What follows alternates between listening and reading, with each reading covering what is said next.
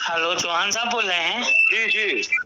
चौहान साहब नमस्कार, जय श्री राम। जय श्री राम साहब, नमस्कार जी। कैसे हैं? बस बढ़िया, आप सुनाएं। मैं मस्त हूँ। कहाँ से हो साहब आप? मैं जीतन परमार बात कर रहा हूँ भैया, चौहान साहब। अरे वाह जीतू भैया। है ना? बढ़िया। बस तो आपका एनालिसिस देखा मैंने कि यार चौहान साहब से बात कर ली जाए। जी जी जी, मैं भी लगा ये ठाकुर। संगठन, ये बात मेरी संगठन और राजनीति से परे है। अच्छा अच्छा, ठीक ठीक ठीक। ये मेरा उस उद्देश्य से मेरा कॉल करना नहीं है कि आप पे कोई आरोप प्रत्यारोप या किसी प्रकार की कोई बात। कि आप अच्छा करते हैं, कम से कम एनालिसिस करते हैं, डालते हैं। कुछ चीजें आपने अच्छी भी कही, लेकिन कुछ चीजों में थोड़ा उसकी तह तक नहीं गए हैं, है ना? जैसे हो सकता है आपको कंफ्यूजन हो सकता है आपके पास जानकारी गलत हो, है ना? हमारा कहने का मतलब ये था, जैसे आपने जो एनालिसिस किया है, ठीक है, कि समर्थन वाली बात है। भाई जैसे समर्थन हो गया, क्लियर बात है, ठीक है। तो समर्थन जैसे अब हम आप एक साथ आ गए, चलो भैया हम साथ हैं आज के बाद। चौहान साहब आपका कदम हमारा कदम एक है, ठीक है। क्या उसके बाद भी हम कहें कि अगर बाई चांस कोई गलती करता भी है या गलती किसी स्वाभाविक हो जाती है, जैसे कि हम दोनों एक साथ चल रहे हैं, ठीक है, और हम चलो चौहान साहब आपको हमारे साथ चलना है, हमें आपके साथ चलना है, ठीक है। अगर बाई चांस आपको वहाँ गली में उपट्टा लग गया, एक मतलब पैर थोड़ा मुड़ गया, तो क्या आप ये कहोगे कि नहीं यार परमार जी आपकी बदौलत से मेरा पैर मुड़ गया और इसमें तो आपकी साजिश है ना? मैं जो आपसे कहना चाह रहा हूँ वो समझ गया होंगे। बिल्कुल बिल्कुल। कि जब 23 तारीख को समर्थन हो गया था, ठीक है। अब जैसे लेटर पैड वाली बात है, रीतिश तिवारी जी का फोन आया था, रीतिश तिवारी से बात भी हुई थी, ठीक है। अपन लोग दुश्मन नहीं है, सब एक हैं, ऐसा कोई कहीं मैटर नहीं है कि कोई बड़े अपन दल के लोग हैं कि भैया हमें सत्ता चाहिए, तुम्हें सत्ता चाहिए, ऐसा होना है।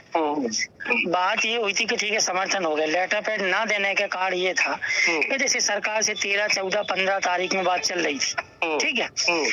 भाई आश्वासन तो कंटिन्यू मिल रहे हैं, ठीक है। तो भाई सरकार को एक बहाना ना मिल रहा है कि देखो भैया हम तो करने वाले थे बिल्कुल, तो अब जैसे ही हम बिल्कुल दस्तखत करने वाले थे वो तुमने हड़ताल कर दी। तो ये बहाना उनको ना मिले, इसलिए ऐसा नहीं है कि हम लोग आक्रोशित नहीं है या सरकार से इतने खुश हैं कि सरकार ने हमें सब कुछ दे दिया, है ना। कि मतलब पूर्णतः ये हम आप जानते हैं कि आज की स्थिति में रोजगार सहायक सबसे दुखी और शोषित व्यक्ति है ना।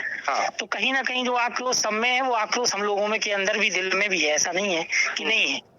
अब बस बात ये थी कि भाई ठीक है, बात पहुंची, पूरा सब कुछ हुआ कि यहाँ तक जो बात हुई, तो बात हुई मतलब ये कि ये सीधी बात अब लास्ट टाइम है, ठीक है। ये बहाना लेके निकल ना जाए। तो हम लोग इस तरह से जैसे कोई कि अगर सरकार खेल खेल रही है तो कम से कम ये बात आती है तो ये तो कहेंगे कि हमारे लोगों का जनसैलाब, लोग आक्रोशित हैं और लीडिंग उसकी भाई हमारा एक दूसरा धड़ कर रहा है। लेकिन अगर आप करने को तैयार हो, ठीक है, अगर आप कर रहे हो, हम देखो आपकी बात संपर्क में है, हमारी आपकी बात चल रही है, हम आपके साथ हैं, ठीक है। तो भाई हमने तो कोई बात ऐसा नहीं उसको खंडित नहीं की कि आपसे कह दें कि नहीं ठीक है आप ऐसा कर दो, या हमने स्वयं हड़ताल की है। अब भाई दूसरा संगठन हमारा हड़ताल कर रहा है तो उसका भी कारण कहीं ना कहीं जायज है कि भाई लोग आप ही बताओगे, मतलब 2018 से केवल आश्वासन के अलावा कुछ मिला ही नहीं है। तो भाई देखो वो भी जायज है, इसका मतलब ये भी नहीं था कि हम लोग वहां सब जाके सरकार के पास ये बोले कि नहीं भैया वो तो विरोधी हैं, वो तो हड़ताल कर रहे हैं, वो गलत हैं, वो जो गलत, ऐसा भी नहीं है। हमारा सीधा कहने का मतलब ये था कि भाई से देखो जो हड़ताल हो रही है तो वो भी जायज है, क्योंकि बताओ अगर आपने कुछ ऐसा कर दिया होता कि दे दिया होता कि चलो भैया, या कोई 2018 से आज तक आदेश कर दिया होता, ठीक है, तो भाई जायज थी कि आप वो हड़ताल क्या गलत कह सकते थे उनको कि नहीं यार वो लेने के बाद भी ऐसा कर रहे हैं, फलाना है ढिकाना है, ठीक है। अब हमारी आपकी दोनों बीच में बात चल रही है, अब आम लोगों को तो पता नहीं है कि भाई बात कैसी चल रही है। जीतू भैया जी, मैं दिल से इस बात को मानता हूँ कि आप जैसे महानुभव अपने रोशन भाई साहब, इन्होंने मतलब जो है अपना तन मन धन पूरा समय भोपाल में रहकर 24 घंटे एक करके इस संगठन को अपने खून पसीने से खींचा है और उसके बाद में काफी कुछ संघर्ष करा है, लेकिन वो संघर्ष क्या है लोग आपको दिखता नहीं है। इस चीज का मैं समर्थन करता हूँ दिल से। और कहाँ जीआरएस भाई को 3200 रुपए मिलते थे और 3200 से फिर 9000। और भाई रोशन भाई ने गलत नहीं कहा कि पहले सरपंच की आधी रात में नींद खुल जाती थी कि सुबह जीआरएस को हटाना है, तो वो एक लेटर पेड पे लिखता था और छुट्टी कर देता था। तो उसमें उनका प्रयास छुपा है, तहे दिल से बहुत उन्होंने परिश्रम किया है। तो आज जो है कि कलेक्टर भी 50 बार सोचता है कि जीआरएस को हटा पाऊं कि नहीं हटा पाऊं। तो ये कहीं ना कहीं भाई आप जैसे महानुभावों का प्रयास है जो कि देख नहीं रहा, उस चीज का मैं तहे दिल से स्वागत करता हूँ। लेकिन आदरणीय, मेरा सिर्फ एक हल्का सा सुझाव ये था, देखिए सोचने वाली बात ये है, नहीं देर तक बोलिए, कोई बात नहीं है। देखो हमारी नीतीश तिवारी जी से कंटिन्यू बात होती है, ऐसा नहीं है रोज रात को बात होती है। मैंने वीडियो डाला था, उनका फोन आया था, ठीक है। मैंने कहा अभी फोन नहीं उठना है। बिल्कुल। क्या जितन भैया, एक सोचने वाली बात ये है, रितेश तिवारी जी मतलब पंडित जी हैं और रोशन जी ठाकुर भाई है, आप भी ठाकुर हो और मैं भी ठाकुर हूँ, आपकी गोत्र परमार है, मेरी गोत्र चौहान है। बिल्कुल बिल्कुल। अगर मैं ये सोचता कि नहीं यार मैं तो मेरे ठाकुर भाइयों का साथ दूं, पुराना संगठन है, सब कुछ है, तो मैं शायद अपने विचारों को व्यक्त नहीं कर पाता है। लेकिन मैं मतलब जो है तहे दिल से इस चीज के लिए शुक्रिया अदा करना चाहूंगा कि भाई आप भले विचार से सहमत हो या ना हो, लेकिन आपने उन विचारों को सुना समझा समय निकाल कर। तो नहीं बिल्कुल हम नहीं कंटिन्यू आपसे मेरा ये कहना था कि भाई आज की तारीख में जैसे रितेश भाई है, या रितेश भाई की जगह अगर अपने रोशन भैया होते, या फिर जो है अपने भार्गव जी होते, या भार्गव जी की जगह अपने प्रकाश कोरब जी होते, कोई भी होता, और उसके बाद में देखो रोशन भैया के बगैर तो मतलब ये आंदोलन अधूरा है। एक बात हो, क्योंकि वो जड़ है संगठन की, जो वास्तविकता है, हकीकत ये है वो जड़ है, और उनके बगैर ये अधूरा है। और राम के बगैर लक्ष्मण अधूरे, लक्ष्मण के बगैर राम अधूरे हैं। जी अगर मान लो लंका का विध्वंस किया जा सकता है, लंका को जीता जा सकता है, तो उसमें राम रावण, राम लक्ष्मण और हनुमान सबकी आवश्यकता होती है ना। तो मेरा तात्पर्य ये था कि यदि हम सहकर्मी हैं, आप भी एक जीआरएस है, मैं भी एक जीआरएस हूँ, है ना। जी। हाँ, अपने और मध्य प्रदेश में 23,000 जीआरएस भाई है। तो एक प्रैक्टिकली आप एक कल्पना करके देखिए कि यदि कोई जो है आपका नाम का दुरुपयोग करके कि हाँ मतलब जो है जितेंद्र परमार जी की अनुशंसा से हम जो है कि ये हट रहे हैं, या रोशन भाई साहब की उससे हम जो है कि हड़ताल से कदम पीछे खींच रहे हैं, तो उस पे क्या है कलंक लग जाता है। मतलब लोग बात क्या है, यहाँ पर हम सोशल मीडिया अंदर लगता है कि नहीं भैया ये इन लोगों की साजिश होगी, तो इन लोगों की साजिश होगी। तो सही कह रहा। हाँ, हमारी दिली भावना क्या है कि नहीं यार हमारे रोशन भैया पर भी ये गलत उंगली ना उठे, और वो एक मंच पर आए हैं तो इस बात का खंडन करे। तो वहाँ मेरा कहने का वो था, और कुछ नहीं, मेरा गलत उद्देश्य नहीं था। और अंत में आपका गलत उद्देश्य होता, मैं आपको कॉल ही नहीं करता। जी हाँ। और जीतू भैया एक और ये था प्रैक्टिकली, आप सोचिएगा कि भाई जैसे अभी मान लो रितेश भाई के नेतृत्व में ये जो है आंदोलन हो रहा है ना, और कल से जो है मान लो रोशन भाई के नेतृत्व में होता है, तो फिर क्या है कि गुटबाजी चलने लगी कि अरे यार नहीं, मतलब को तहे दिल से जो है रोशन भाई ने साथ नहीं दिया था, उनके लेटर पेड पे बहुत से जिलों ने अपने पैर पीछे खींच लिए थे, तो हम जो है अब रोशन भाई का साथ क्यों दे। तो इससे क्या है कि मध्य प्रदेश के 23,000 जीआरएस भाइयों में बीजेपी और कांग्रेस हो जाएगी। बिल्कुल। और एक और कोई अध्यक्ष आ गए तो फिर वो आम आदमी पार्टी भी जुड़ जाएगी, इससे विघटन हो जाएगा। तो मेरा उद्देश्य तो ये है कि मेरे जीतू भाई हो, या मेरे रितेश भैया हो, या रोशन भैया हो, कोई भी हो, सिर्फ और सिर्फ जीआरएस हित में सोचे। कैसे सोचे, आप सोच सकते हैं भाई साहब कि बहुत सारे अपने जीआरएस भाई इस दुनिया को छोड़कर जा चुके हैं। बिल्कुल। ये हकीकत है। या तो क्या है, जैसे दिमाग पर टेंशन थी, अरे बाप रे इतना सारा काम है, उसने मेरी झूठी शिकायत कर दी, उसने झूठे उसमें फंसवा दिया, वाहन चला रहे हैं, एक्सीडेंट हो गए, मर गए बेचारे, बच्चों को, बीवी बच्चों को अनाज छोड़ गए, तो आप उन बच्चों का चेहरा अपने मस्तिष्क में लाइए। और दूसरा ये है, किसी ने रातों रात फांसी लगा ली, किसी ने जहर खा लिया। मतलब प्रैक्टिकली यदि भाई साहब आप अगर फीडबैक लेंगे तो मध्य प्रदेश में कम से कम 600-700 जीआरएस भाई मतलब असमय काल के गाल में समा गए हैं। बिल्कुल, ये मतलब बहुत मतलब शोषित प्रताड़ित सबसे है, इसमें कोई शक नहीं है, सच्चाई। दूसरा ये भाई साहब कि इसके अलावा भी अगर हम देखें तो कम से कम मतलब जो है 1000 की संख्या में रोजगार सहायक भाई अपने पद से इस्तीफा दे चुके हैं। बिल्कुल बिल्कुल। हाँ, और आपके इस भाई की किसी भी जीआरएस भाई से बात होती है तो उनका कहना ये है। मैं चौहान साहब ये बताऊं इस सबका रीजन मेन जड़ क्या है। हाँ, कि जैसे एक हड़ताल का खुल के समर्थन नहीं करना, ठीक है, हाँ, या थोड़ा खुल के कोई अपना वक्तव्य जारी नहीं करना, ठीक है। अब आपने सुना होगा तो मेरे चाहे बीसी में मीटिंग में देख लो, चाहे वीडियो में देख लो, मतलब वो बात कोई आप ये तो नहीं ये साबित नहीं कर सकते ये पूरा हड़ताल के विरोध में, ना ये साबित कर सकते हड़ताल के पक्ष में, समझ ना। बिल्कुल। उसका रीजन क्या है हम आपको मैं बताते हैं। उसका रीजन यह है कि दिसंबर से कंटिन्यू में मैं और मंजू, ठीक है, ये दो लोगों की टीम कम से कम 18 दिसंबर से काम कर रही है पूरी एक किसी लाइन पर, ठीक है। अब वो लाइन अभी तक यहाँ तक पहुंची है कि जो अपना ज्ञापन था, अभी आपने पूछा धर्मेंद्र दागी जी ने ज्ञापन फाइल किया है, आपके पास साथ पहुंचा हो, उसमें 4-5 आदेश क्रमांक तथ्य। तो सबसे पहले ये हम लोगों से ये कहा था कि आप बताओ जैसे आपका कर रहे हैं, ठीक है, माना हम बात करेंगे तो आपके करने से आपका क्या फायदा होगा, सरकार का क्या फायदा होगा, और भविष्य में सरकार के लिए आप क्या कर सकते हो, ठीक है ना। 3 बिंदुओं पे बात चलती कम से कम मंथन होते होते फिर हमने दस्तावेज प्रस्तुत किए, फिर उनके आए, फिर अपनी बात गई, फिर उनकी आए, कंटिन्यू चलते बात यहाँ तक पहुंची कि सारे दस्तावेज एकत्रित होके सारे कानूनी तथ्य इकट्ठे करके भाई वो ज्ञापन अपना पहुंचा, ठीक है। अब वो ज्ञापन स्पेशल टीम मान लो मध्यस्थता वाले व्यक्ति ने वो सीएम साहब से मार्क करा के अति आवश्यक में अपनी उनकी जो टीम थी वहां तक दे दिया कि क्योंकि अभी क्या है अपन एक रोजगार सहायक हैं, बिल्कुल, और रोजगार सहायक और आईएएस लॉबी में बहुत अंतर होता है, ठीक है। अभी जो दिमाग लगा है उस ज्ञापन में, आदेशों में, प्रपत्र में, नीति में, सब में वो लगा है जीआरएस का, ठीक है।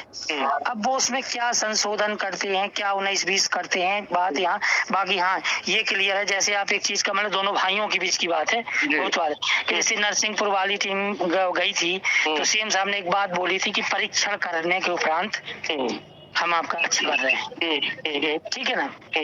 तो वो ये सारी उनकी एक 4 लोगों की टीम लगी हुई है, ठीक है।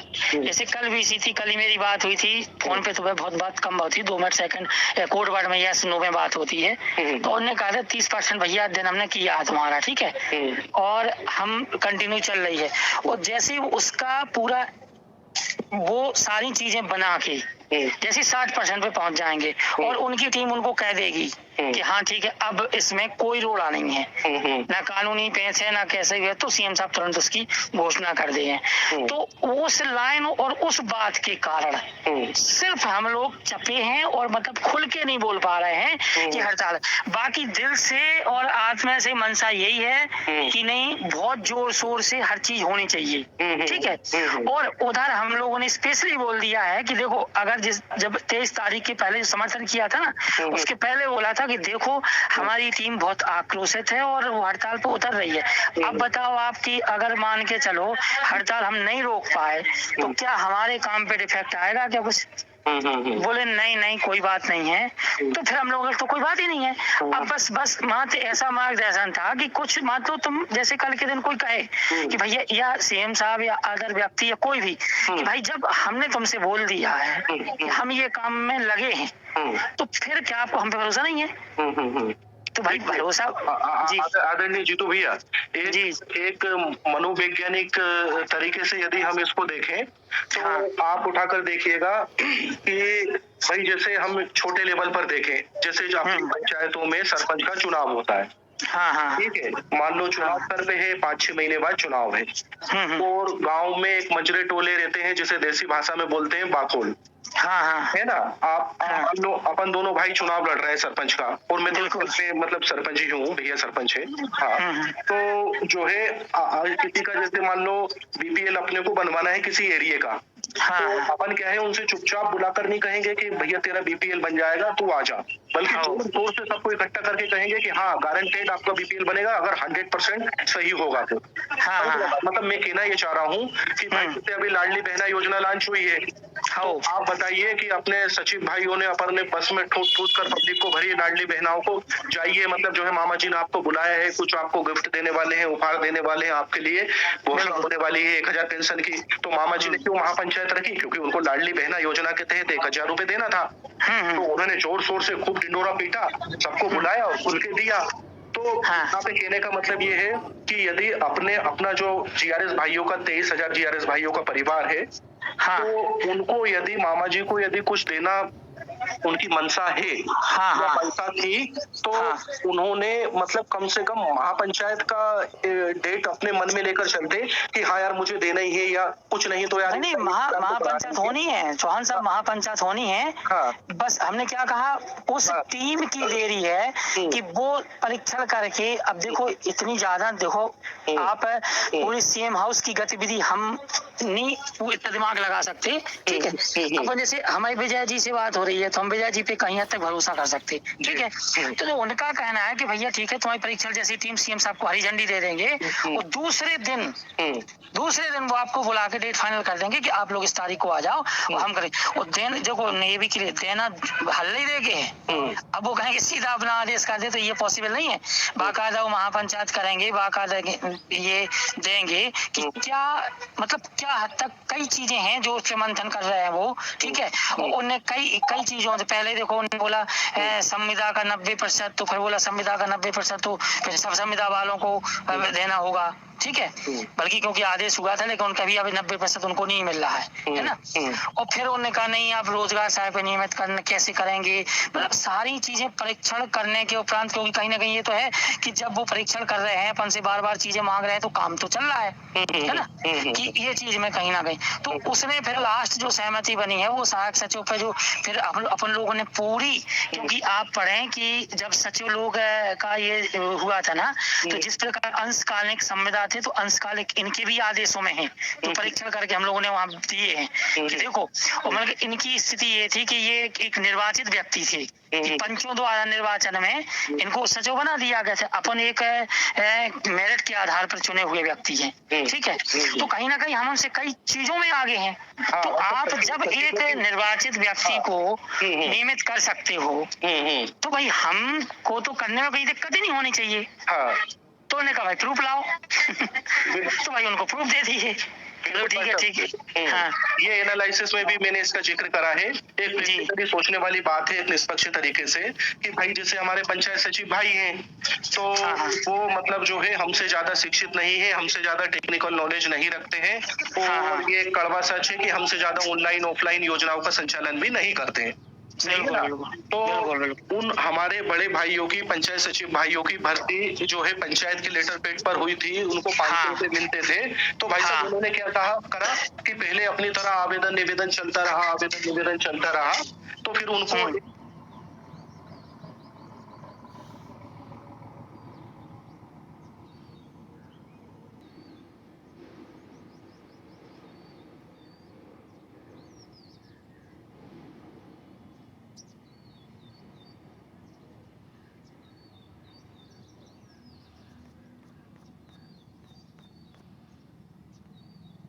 एक सच का भान हुआ कि बच्चा जब तक रोता नहीं है, अगर मान लो कमरे में सो रहा है, और अगर वो रोएगा नहीं और अगर भूखा है, तो शायद माँ अगर काम में लगी होगी तो दूध नहीं पिलाएगी कि शायद मेरे बच्चे का पेट भरा होगा। समझ ना भाई साहब। तो हम हमारे मामा जी के वो छोटे से बच्चे हैं कि हम अगर रोएंगे नहीं, अगर हम हमारा आक्रोश नहीं दिखाएंगे, अगर हम आंदोलन नहीं करेंगे, धरना हड़ताल नहीं करेंगे, वो खाली आवेदन निवेदन करते रहेंगे, तो वे सोचेंगे कि यार इनका कहीं ना कहीं किसी न किसी स्रोत से पेट भरा रहा है, इनकी की कमी पूर्ति हो रही है। गोपाल भार्गव जी ने भी पहले जब एक बार यहाँ पर टीटी नगर दशहरा मैदान में अपन लोगों से क्या बोल दिया था, अरे यार काहे की तनख्वाह मनखा में लगे रहते हो, खूब काम करवाइए, खूब सड़क बनवाइए, खूब कुएं खुदवाइए, आप सोचिए। तो आप समझ गए थे। तो अब आप देखिए कि भाई एनएमएस हो गया है, और उसके बाद में सब तरह के जियो टेप हो गए हैं, कार्यस्थल पर कैमरा लगाना रह गया है, पूरा आधार से काम हो गया है, तो अपने हाथ में सिर्फ क्या है 300 रुपए है। तो अगर हम देखें कि हमारे पंचायत सचिव भाइयों ने इतना प्रयास किया, इतना मतलब जो है आवेदन निवेदन किया, काम नहीं हुआ, फिर दिनेश शर्मा जी ने क्या है लगातार मतलब जो है 3 महीने तक डटे रहे हड़ताल पे, तो तब जाकर मतलब आज वो 34-35 हजार रुपए वेतन पा रहे हैं और जिला केडर लेकर बैठे हैं। तो इसलिए मतलब अब अपने को क्या है कि इतिहास से कुछ सीखना है, ये निवेदन है। और भाई साहब मेरा मानना ये है कि सबसे मतलब अगर अपना जीआरएस भाई का उद्धार हो सकता है तो सबसे पहले आप मेरा मतलब चैनल का वीडियो उठाकर देखना, उसमें मैंने ये बनाया था कि यदि हमारे मतलब जो है रोशन भाई साहब जीआरएस भाई का हित चाहते हैं, यदि हमारे रितेश भाई साहब जो है कि जीआरएस भाई का हित चाहते हैं, तहे दिल से हित चाहते हैं, और आपसी मतलब जो है ये पूरे मतभेद भुलाकर जीआरएस भाई के 23,000 जीआरएस भाइयों के हितों के लिए एक मंच पर क्यों नहीं आ सकते? वो ज्यादा समय नहीं है उसके लिए। हाँ, तो आप देख लेना, मुश्किल से ऐसा लग रहा है कि खाली एक मंच पर मतलब जो है कि शारीरिक रूप से आए थे, दिल से एक क्यों नहीं हो पा रहा है? अब और दिल से सिर्फ इसलिए हो रहा है, उसका रीजन हमने आपको बिल्कुल स्पष्ट बता दिया है कि देखो हम लोग हड़ताल के विरोधी नहीं है, ना किसी कहा कि तुम हड़ताल वापस कर दो या कुछ भी कर दो, या ऐसा ना हो कि आदेश हो जाए तो रितेश जी का नाम हो जाए, इससे कोई मैटर नहीं है। मैटर ये है कि आपको बताया कि हमारी कुछ सदस्यीय टीम एक मतलब उस चीज में चल रही है, क्योंकि अपन कहीं जैसे आप कहीं भी कोई पका हुआ पेड़ हो तो भले ही उससे फल ना टपके, लेकिन यार अपन कहीं ना कहीं आशा में बैठे थे, अरे यार अब इतनी टाइम नहीं गिरा तो साला शाम को तो गिरेगा ही, ठीक है, चलो शाम को नहीं गिरा, रात को तो वो गिरेगा ही, पक्का गिरेगा, ठीक है। तो इस पर कहीं ना कहीं ये संपर्क के कारण ये हम लोग खोल के नहीं आ रहे हो। बाकी अगर जैसी वहां से हरी झंडी होती है कि डन, वहाँ डन हो गया, तो ऐसा नहीं है कि अपन महापंचायत करें तो उसमें ये वो रितेश जी को ना बुलाएं या अन्य व्यक्ति को ना बुलाएं, बाकायदा रितेश जी को ही बुलाएंगे, सब लोगों को बैठा लेंगे, ठीक है, उनकी टीम बाकायदा एक मन से कि आओ भैया अब अपना ये कि अपन सफलता की ओर जा रहे हैं, ठीक है, अब अपना जश्न। और जब अपन नियमित हो जाए तो भैया जिसको संगठन चलाना हो, जिसको अध्यक्ष करना हो, खुशी से करो, भविष्य बन जाए, क्योंकि भविष्य सभी का बनना है, आपका भी बनना, हमारा भी बनना, रितेश जी का बनना। एक प्रैक्टिकल बात आप ये सोचकर देखिएगा कि आज जो है 23,000 भाइयों में से एक अध्यक्ष के तौर पर ये रितेश जी निकलकर सामने क्यों आए हैं? आज की तारीख में प्रत्येक जीआरएस भाई हड़ताल के लिए मतलब तत्पर क्यों खड़ा है? तो इसका अगर हम देखेंगे तो वो मतलब उसको अब जो है अपना भविष्य जो है असुरक्षित दिख रहा है, उसको ऐसा लग रहा है कि 12-13 साल हो गए हैं, मेरी सेवा कार्यकाल में मतलब जो है लगभग आधा गुजर गया है, मेरी उम्र भी लगभग आधी गुजर गई है, और यदि अगर इस विधानसभा चुनाव में भी अगर मान्यता वृद्धि नहीं हुई, जिला नहीं हुआ, तो फिर अगले 5 साल में सरकार आएगी और उसके बाद में सुनवाई ये सत्य है, क्योंकि मतलब जो है इस तरह से वो उधेड़ बुन में लगा है जीआरएस, तो इसलिए आर पार का सोच रखा है कि भाई नहीं ये सही बात है, क्योंकि अभी उनके सामने देखो उनको कुछ दिख नहीं रहा है कि भाई देखो कोई उम्मीद, जैसे अभी चाहे रितेश जी काम करें या रोशन जी काम करें, तो कहीं ना कहीं जैसे उम्मीद दिखती कि चलो ठीक है, जैसे अगर मान के चलो हम कहीं से 100 किलोमीटर की यात्रा हमें पार करनी, तो अपन 20 किलोमीटर की तय करते, तो ये कम से कम ये आश्वस्त होता है कि नहीं हम यात्रा की मंजिल की ओर जा रहे हैं, ठीक है। लेकिन बशर्ते रोजगार सहायक को ये लग रहा है, ये हकीकत है, ये लग नहीं रहा है, उनके सामने जो परिस्थिति है कि यार बताओ 2018 ऐसे निकल गया, 2023 निकल जाएगा, मतलब 2023 अगर निकला तो 28 भी निकल जाएगा, ठीक है, और 28 निकला हम कहानी खत्म हो जाएगी, है ना, कोई बूढ़ा हो जाएगा, कोई रिटायर्ड हो जाएगा, कोई किसी की उम्र हो जाएगी, तो ये उनकी चिंता जायज है। बहुत सारे इस्तीफे दे देंगे, नाम मात्र के जीआरएस बचेंगे, और फिर उसके बाद में थोड़े बहुत बचेंगे तो उनपे भी कार्यवाही और लेबर बजट पूरा नहीं हुआ, शिकायत आप जानते तो अपन से बेहतर कौन जानता है, अपन देखते तो बिल्कुल ये है। लेकिन जैसे उनको उम्मीद दिखेगी कहीं तो वो लोग भी समझेंगे और वो भी आएंगे, ठीक है। मैं भी कल पहुंच रहा हूँ भोपाल, है ना, तो जैसे ज्यादा अब समय नहीं है, वो कोई रिजल्ट मिलने में ज्यादा समय नहीं है, कम से कम मतलब पिक्चर साफ होने में तो और ज्यादा कम समय है, क्योंकि कम से कम ये पिक्चर तो साफ उनको मन सा टोटल समझ में आई जाएगी। और जीतू भैया जैसे जितने भी ये नेता वगैरह रहते हैं, मंत्री वगैरह रहते हैं, इनको अगर ये एहसास हो जाता है, जैसे अपना ये परिवार है, 23,000 जीआरएस भाइयों का अपना परिवार है, और अगर मान लो पड़ोसी को एहसास हो जाता है कि इनके परिवार में ये कमी है, फूट है, आपस में फूट है, तो फिर उसका तीसरा व्यक्ति फायदा उठाता है। तो हम ये चाह रहे हैं कि अब इस मुकाम पर आकर मतलब शासन को ये एहसास ना हो, मामा जी को एहसास ना हो कि अरे यार ये रोशन और रितेश को तोड़ा जा सकता है, दिल से एक नहीं हुए, समझ रहे हैं? इनमें फूट डाली जा सकती है। और अगर हम करोड़ों रुपए का इनके बजट का सोच रहे हैं, इतना मान्यता का सोच रहे हैं, तो इतना सोचने की जरूरत नहीं है। इनको फूट डालकर इनको इतने में ही मतलब जो है मना लिया जाएगा, बुझा लिया जाएगा, समझ जाएंगे। तो अपन ये चाह रहा है भाई साहब। और देखो क्या है कि भाई जैसे रोशन भैया है तो इतने समय लंबे समय तक प्रदेश अध्यक्ष रहे, तो किसी भी जीआरएस भाई को कोई एतराज नहीं है। मतलब ऐसा थोड़ी नहीं कि रितेश भाई उनके रिश्तेदार हैं तो या फिर अपने भाई आप ही हो तो ना आपके रोशन भाई रिश्तेदार है ना रितेश भाई रिश्तेदार। नहीं सही बात है। आप क्या सिर्फ जीआरएस हित में सोचोगे? तो जीआरएस हित में इन दोनों भाई को कोई तोड़ ना पाए। और हाँ देखिए होता क्या है कि एक प्रैक्टिकली अपन तो प्रैक्टिकल बेस पर चले, जैसे वो एनालिसिस में मैंने बात रखी थी कि भाई जैसे मान लो आप हो और मैं हूँ, अब मैं कह रहा हूँ कि भाई नहीं मुझे मतलब जो है मध्य प्रदेश का प्रदेश अध्यक्ष बनाया जाए तो कुछ होगा, या आप कह रहे हैं नहीं भैया मैं अनुभवी हूँ मुझे बनाया जाए, तो फिर उसका अपन क्या है एग्जिट पोल रखेंगे तो पता चलेगा मुझे तो कुछ वोट ही नहीं मिलेंगे, क्योंकि मैं तो अभी 2 दिन से मार्केट में आया हूँ और आपको तो सब भाई जानते हैं। तो सीधी बात है कि बहुमत आपके साथ में होगा और बाकायदा हार आपको पहनाया जाएगा। तो अध्यक्ष पद की तो लड़ाई नहीं है, कुछ भी नहीं लड़ाई नहीं है, कुछ नहीं। यहाँ पर जीआरएस भाई के हित की बात है। बस आप रोशन भाई साहब से यही बोलना है कि भाई चलो ठीक है। देखो चौहान साहब ज्यादा टाइम नहीं है। देखो 2 चीजें हैं, अगर अपनी वहाँ लाइन बिल्कुल फाइनल होती है तो जैसी वो लाइन फाइनल होगी तो डेट आएगी सामने, ठीक है कि इस तारीख को हम आपको बुला रहे हैं, इस तारीख का आप आदेश कर रहे हैं, तो जैसी डेट आएगी तो भी दोनों एक होंगे, समझना। और जैसी दोनों एक होंगी जब अपन को डेट मिल जाएगी तो हड़ताल का कोई मतलब ही नहीं है। सब जीआरएस भी संतुष्ट होंगे, जीआरएस की उम्मीद बनेगी और जीआरएस को मिलेगा भी कुछ, समझ गए। तो उनकी भी गुस्सा है, जो अंधकार है वो दूर हो जाएगा। और यदि मान के चलो या इसके जस्ट अपोजिट निर्णय जाता है कि भैया नहीं, फिर भी वो अपन को बोलते हैं नहीं भैया अब हम ये है वो है फलाना ठिकाना ये है, तो भी दोनों साथ आएंगे। दोनों इसलिए साथ आएंगे कि भैया जैसे यहाँ जो अब बात में अटके हैं वो बात पूरी हो जाएगी, और जैसी बात पूरी हो जाएगी सामने वाला बोल देगा कि भाई ये तुम्हें मिलने वाला है, और भैया उतने में संतुष्ट नहीं है तो फिर ये क्लियर बात है कि देखो अब जब सरकार ने बोल दिया देने को तो अब मरता क्या नहीं करता, सीधी बात। तो फिर एक काम करो साला विरोध ही कर लो। हमें सरकार से हमें कुछ चाहिए है और ना हमें सरकार से कोई उम्मीद है और ना हमें इनके पास जाना है, ठीक है। तो भी दोनों अभी तो ऐसा हुआ कि समर्थन किया, फिर दोनों का एक संयुक्त लेटर पैड बनाएंगे और दोनों के कहेंगे भैया अब चलो एक साथ अब करो जितना जो हो जाए ना, तो उससे ये भी चलता रहेगा और दोनों चीजें क्लियर हो जाएंगी, ठीक है ना। यही चीज है। और बाकी मैंने आपको कॉल इसलिए नहीं लगाया था कि आपने मेरे वीडियो में कुछ गलत बोला या मैसेज किया। मैं आपको देखता हूँ, आप काफी अच्छा वो करते हो। मैंने एक नहीं आपके कम से कम 10-15 वीडियो देखे हैं, ठीक है। मैं काफी दिन से सोच रहा था कि चलो आपसे बात हो जाए। बाकी ना तो आपसे कोई शिकायत है ना, आप में ये मत लेना कि मैंने आपसे शिकायत करने के लिए कॉल किया है, लेकिन जो अच्छाई होती है, जैसे कोई अच्छा काम आप करते हैं, ठीक है, भले ही वो विरोध में करें या पक्ष में करें, तो देखो एक बड़ापन ये नहीं होता कि आपने मुझे मैं सही करूं तो सही बोलो, गलत करूं तो सही बोलो। ये मानवता, ये बुद्धिमानता नहीं होती, ठीक है।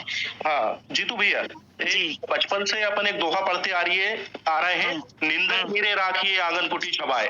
तो मतलब झूठा चापलूसी जो करता है उसके खिलाफ एक अच्छा निंदक साथ रखना चाहिए जिससे कि सुधार होता रहे। नहीं आप बढ़िया चलिए और जो आपका विचार कहे, ऐसा नहीं है, देखो जो आपकी विचारधारा बोले, ठीक है, उसके अनुसार ना तो भैया रोशन सिंह का कोई संकोच, न जितेंद्र परमार का, न नीतीश तिवारी जी का। सही कहा।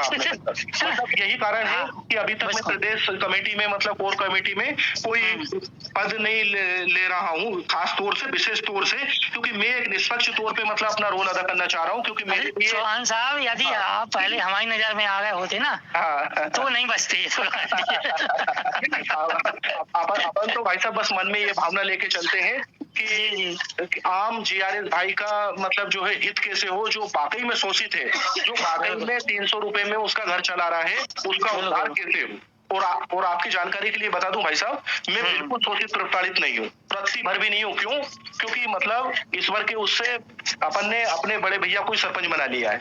नहीं एक क्या है, अपन